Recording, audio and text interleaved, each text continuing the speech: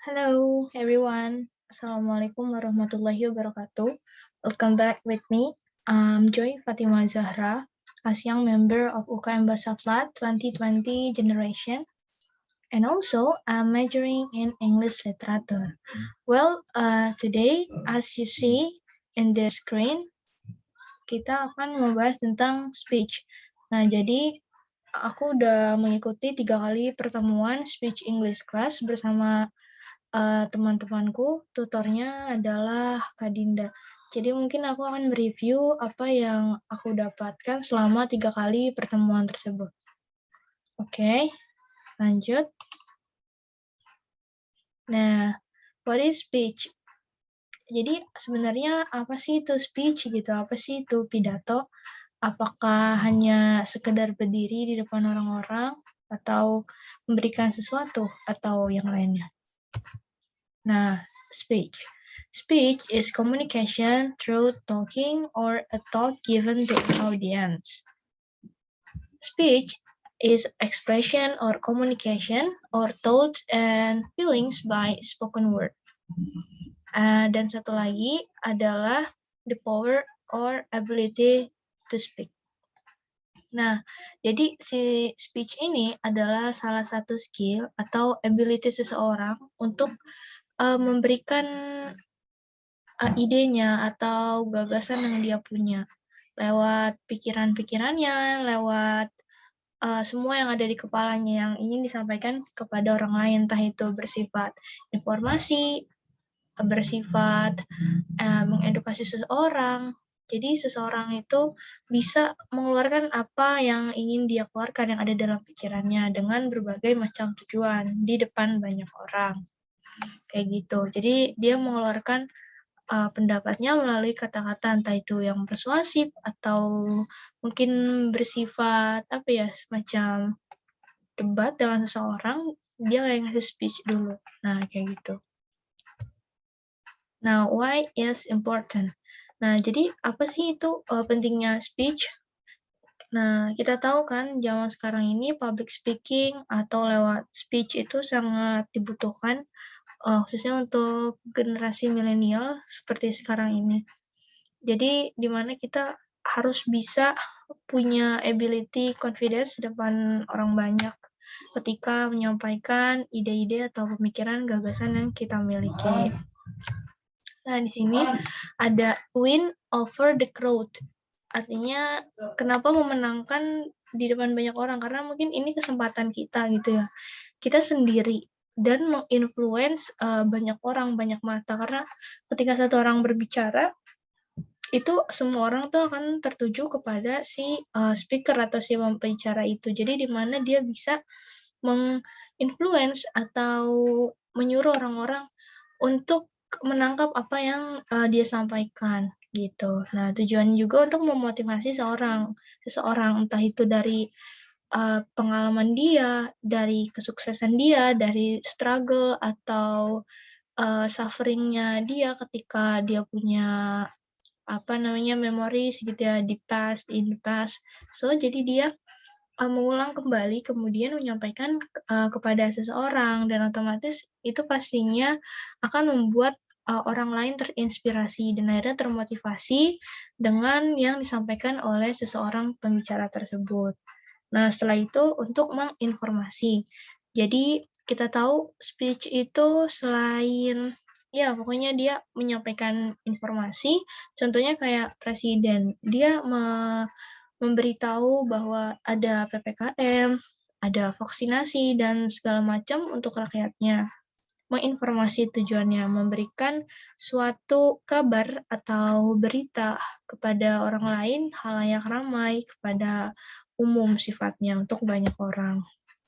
Kayak gitu dan bisa juga di depan forum, di depan seminar dan mungkin juga untuk seorang seperti kita ya mahasiswa berpidato di depan teman-teman, di depan guru ketika presentasi dan memberikan sebuah pidato seperti itu. Nah, kemudian ada kind of style in speech. Jadi untuk speech ini ada beberapa style. Sebenarnya banyak banget style speech itu ya. Nah, ini pertama ada deliver speech in every style. Yang pertama ada Toastmaster, personal stories, funny like TikTok. Nah, mungkin teman-teman udah banyak yang tahu ya, TikTok itu apa dan seperti apa. Jadi dia tuh kayak sebuah organisasi gitu ya, di mana orang-orang berkumpul untuk memberikan suatu ide atau sebuah gagasan yang dia miliki, entah dia mempunyai pengalaman, pekerjaan, atau struggle yang dia miliki dan disampaikan kepada orang ramai. Nah, itu bisa berbentuk funny stories ya, kayak dia misalnya punya cerita dan pembawaannya itu yang santai. Jadi pembicara itu lebih kayak nyaman dengan si pembicara ini. Kemudian ada Indonesian style. Nah, kita tahu di Indonesia itu speech-nya ketika orang Indonesia speech bahasa Inggris itu tuh sifatnya kayak tegas pembawaannya, tapi nggak selalu tegas ya, maksudnya kayak beberapa sesuai sikon, situasi, kondisi, entah itu dia berada di informal situation atau di formal situation kayak gitu. Nah, di sini tertulis more on grammar. Jadi karena kita kan dari SD udah belajar tentang grammar dan grammar. Jadi ketika orang Indonesia itu berpidato, mungkin dia flashback kepada apa yang udah dia pelajari gitu ya. Mungkin karena mungkin ada orang lain yang menjudge kayak kita kan udah belajar lama. Jadi ketika dia menyampaikan speech, dia otomatis fokus terhadap grammarnya agar orang-orang tuh lebih paham. Biasanya sih kayak gitu ya kalau untuk yang formal. Tapi semuanya sebenarnya tergantung dari secara si penyampaian atau gayanya si pembicara itu, dia mau kayak gimana. Selanjutnya di sini ada Alsa Style. Topiknya hukum dan politik lebih ke materi. Jujur aku belum pernah pakai style yang Alsa Style ini. Mungkin Najwa Shihab ya, kalian udah sering ngeliat gimana ketika dia memberikan sebuah speech tentang hukum dan politik. Nah, jadi contohnya seperti itu. Nah, kita tahu kan di TikTok itu adalah kayak organisasi non-profit. Jadi dia di mana semua orang mau dari kalangan apapun yang memang dia punya impact yang baik itu ketika dia menginfluence banyak orang, khalayak ramai. Ya, jadi ini salah satu style yang kemarin di pertemuan kedua ya, aku dikasih 2 video sama Kak Dinda suruh nonton gitu. Nah, ini salah satunya. Mungkin kita tonton dulu ya, gimana sih style si Tim Urban ini. Oke, check it out.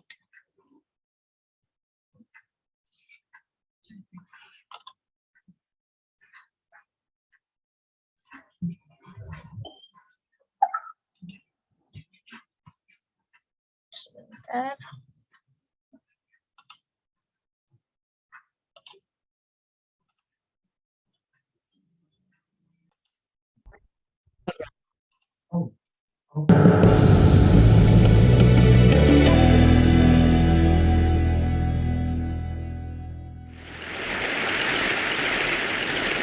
So in college, I was a government major, which means I had to write a lot of papers. Now, when a normal student writes a paper, they might spread the work out a little like this. So,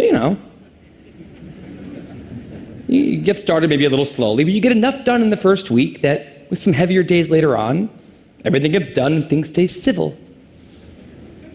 And I would want to do that like that. That would be the plan. I would have it all ready to go, but then actually the paper would come along, and then I would kind of do this. And that would happen every single paper. But then came my 90-page senior thesis, a paper you're supposed to spend a year on. And I knew for a paper like that, my normal workflow was not an option. It was way too big a project. So I planned things out, and I decided I kind of had to go something like this. This is how the year would go. So I'd start off light, and I'd bump it up in the middle months.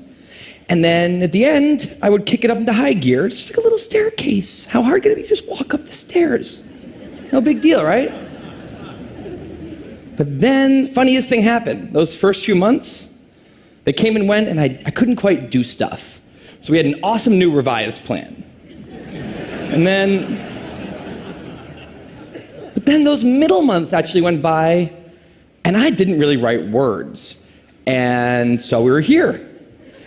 And then 2 months turned into 1 month, which turned into 2 weeks. And one day I woke up with 3 days until the deadline, still not having written a word, and so I did the only thing I could. I wrote 90 pages over 72 hours, pulling not 1 but 2 all-nighters. Humans are not supposed to pull 2 all-nighters. Sprinted across campus, dove in slow motion, and got it in just at the deadline. I thought that was the end of everything. But a week later, I get a call, and it's the school. And they say, "Is this Tim Urban?" And I say, "Yeah." And they say, "We need to talk about your thesis." And I say, "Okay." And they say, "It's the best one we've ever seen."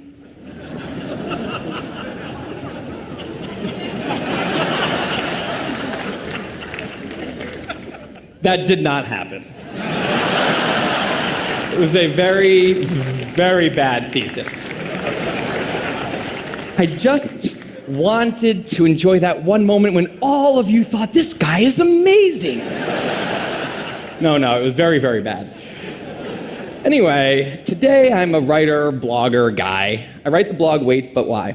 And a couple of years ago, I decided to write about procrastination. My behavior has always perplexed the non-procrastinators around me, and I wanted to explain to the non-procrastinators of the world what goes on in the heads of procrastinators and why we are the way we are. Now, I had a hypothesis that the brains of procrastinators were actually different than the brains of other people. And to test this, I found an MRI lab that actually let me scan both my brain and the brain of a proven non-procrastinator, so I could compare them, and I actually brought them here to show you today, and I want you to take a look carefully to see if you can notice a difference. And I know that if you're not a trained brain expert, it's not that obvious, but just take a look, okay? So here's the brain of a non-procrastinator. Now, here's my brain.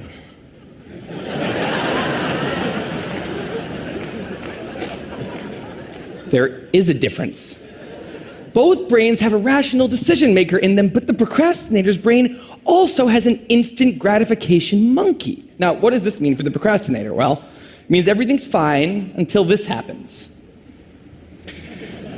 So the rational decision maker will make the rational decision to do something productive, but the monkey doesn't like that plan. So he actually takes the wheel and he says, "Actually, let's read the entire Wikipedia page of the Nancy Kerrigan Tanya Harding scandal because I just remembered that happened." Then we're going to go over to the fridge. We're going to see if there's anything new in there since 10 minutes ago. After that, we're going to go on a YouTube spiral that starts with videos of Richard Feynman talking about magnets and ends much, much later with us watching interviews with Justin Bieber's mom. All of that's going to take a while, so we're not going to really have room on the schedule for any work today. Sorry. Now, what is going on here? The instant gratification monkey does not seem like a guy you want behind the wheel. He lives entirely in the present moment. He has no memory of the past, no knowledge of the future, and he only cares about 2 things: easy and fun. Now, in the animal world, that works fine. If you're a dog and you spend your whole life doing nothing other than easy and fun things, you're a huge success. And to the monkey, humans are just another animal species. He has to keep well slept, well fed, and propagating into the next generation, which in tribal times might have worked okay. But if you haven't noticed,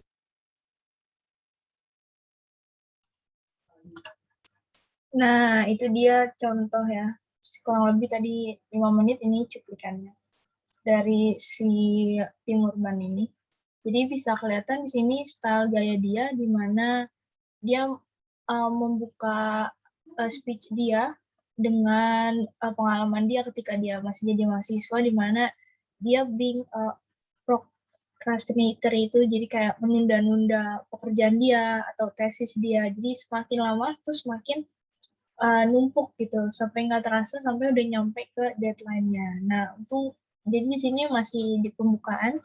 Nah, udah kesini-sininya tuh dia di tangan-tangannya udah memberikan solusi gitu ya kepada si audiensnya yang dia rasa tuh pasti semua orang adalah procrastinator atau seorang yang selalu menunda-nunda pekerjaan. Jadi hampir semua orang tuh kayak gitu. Nah, jadi dia tuh pembawaannya lebih apa ya? Lebih friendly gitu, kayak bisa dilihat orang-orang banyak yang tertawa dengan cara si pembawaannya dia ini, si Urban. Berbeda dengan yang formal ya. Kalau formal kan dari awal itu kayak di Indonesia, praise to Allah, kayak gitu. Salawat and salam to our Prophet Muhammad SAW. Kemudian orang-orangnya itu disapa. Jadi kadang itu yang tutorku ajarkan itu kadang wasting time ya, kalau kayak gitu. Jadi ada beberapa speech yang langsung masuk gitu di poin utamanya, walaupun di pembukaannya tuh nggak terlalu berat. Jadi kayak contohnya kayak si Tim Urban ini masih penggambaran, kemudian dia bilang, this is the best thesis that I have ever seen, kata yang si dosen pembimbingnya itu. Padahal enggak gitu, itu cuman dia seolah asif the audience itu berpikir bahwa dia adalah the amazing guy kayak gitu. Okay, next.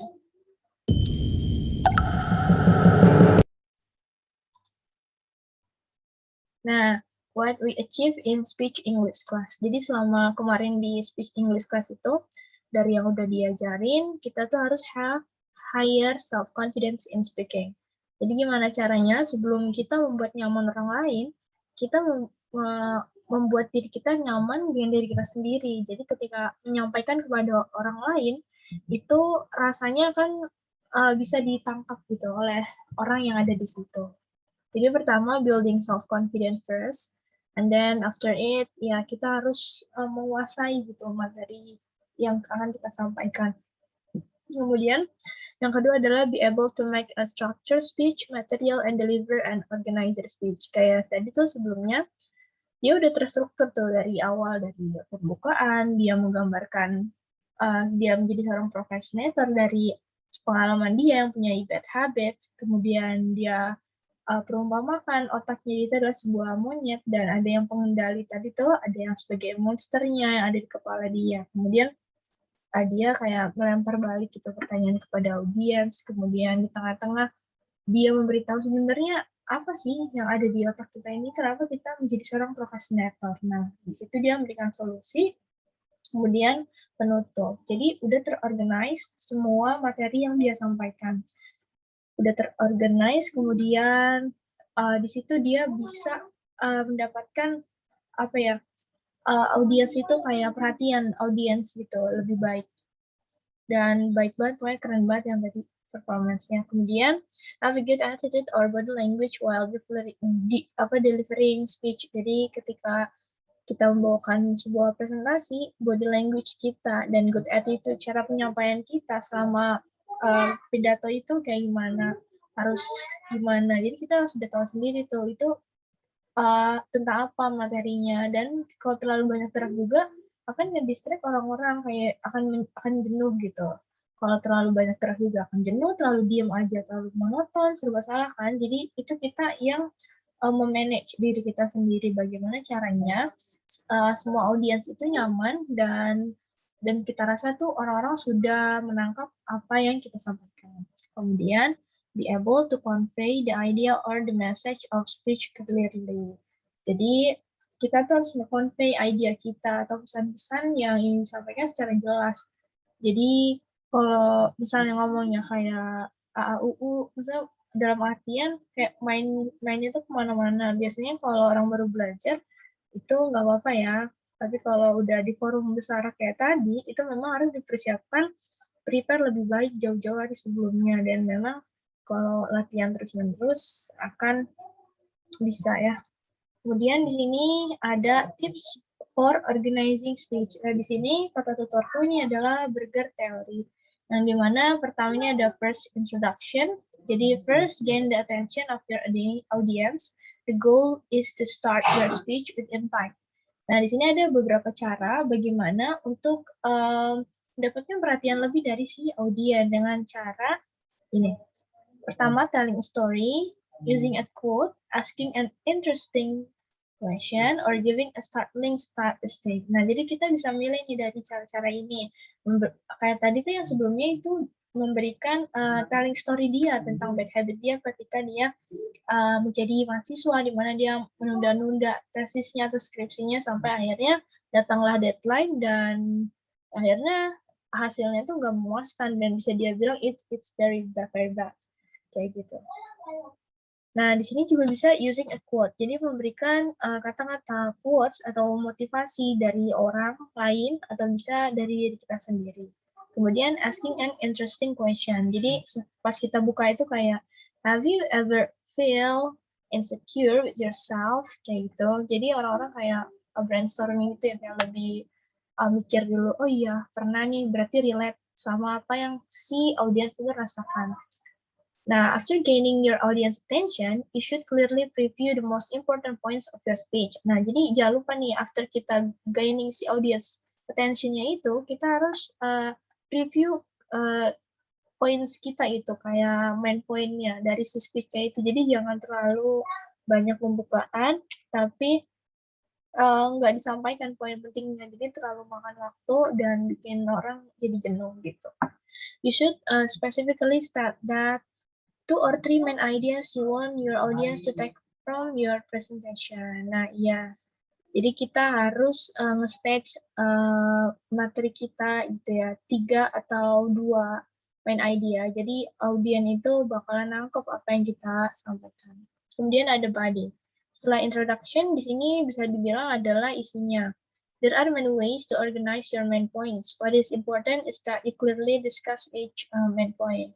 Because your speech is transitory and fleeting, it is a good idea to specifically number your main points. Tell your audience when you move from your first to your second to your third main point. Jadi di sini setelah kita buka, kita beritahu poinnya apa yang akan disampaikan, kita bisa nge-range gitu dari poin pertama, poin kedua. Jadi kalau misalnya kita mau berikan solusi, itu ada tahap-tahapnya.